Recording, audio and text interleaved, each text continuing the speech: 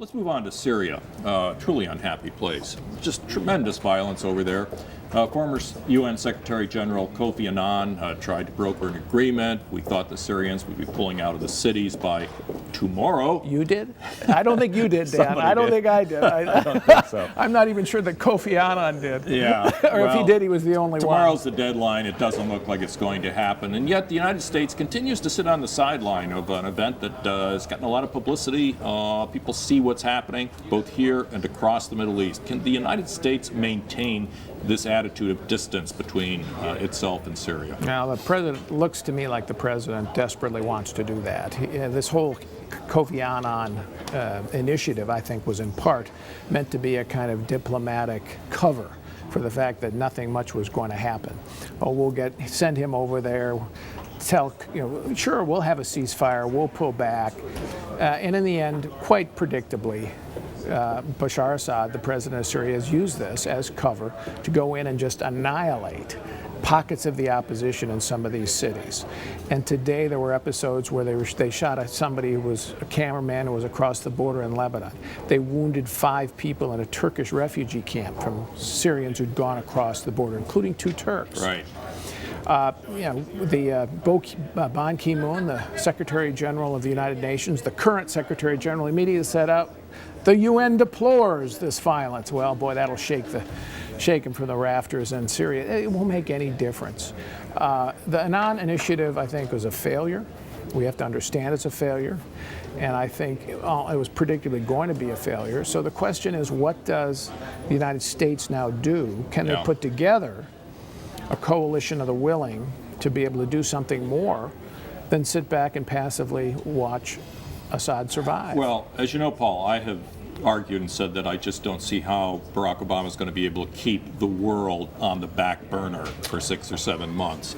And it's interesting, in the Middle East, the Saudis have said they are willing to finance an opposition in Syria.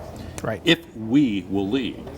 If we don't lead, this is going to send a signal to the Saudis about what the U.S. thinks its future interests are in that region, in the Middle East. They're going to have to make some calculations. No question about it. They and the Qataris have said, well, not only will we finance it, but we'll help deliver some of these weapons or get them there. The Turks have sort of been saying, we want Assad to go, but they lack the means or the will to do it much on their own. So there would have to be a coalition of the willing, and that means U.S. leadership, let's face it. Yeah. It would have to happen. And I think the Saudis will look at this and say, okay, well, we're in a neighborhood with some rough customers, nasty Iranians. Syria in some ways become a proxy war for the Iranians. Absolutely. And Hezbollah on the one side with their Moscow patrons, and the Sunni Arabs on the other who want Assad to go. And of course the Israelis do too, and we do. We've said we did. The United States has said, Obama has said he's got to go. I think Hillary Clinton's even predicted it. Some U.S. officials have certainly predicted it. If you do that, and then Assad survives, there's some real costs. There are costs in your credibility. There are costs in the degree to which your allies trust you. And a real loss of a strategic opportunity, because Assad supplies Hezbollah in Lebanon with weapons. Right.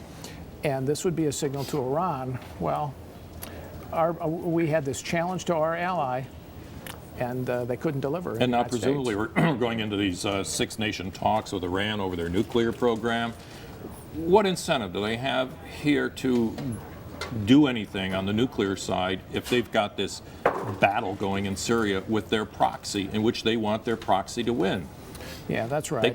They can't be seen stepping back at this point. And to the extent that this is a demonstration of American will to do what needs to be done to push out Assad, or at least attempt to help the opposition more aggressively, the Iranians will take the measure of Barack Obama and say, well, we don't need to worry as much about it. The interesting thing about your point, though, Dan, about can Barack Obama keep the world at bay? Yeah. He's really eager to do that, and I'm not so sure he can't at least push it beyond November. And I say that in this sense. The American public really is not engaged in this. They don't want us to do much. If you look at the opinion polls in Syria, True. and They're I think tired. he's using that as a kind of shield.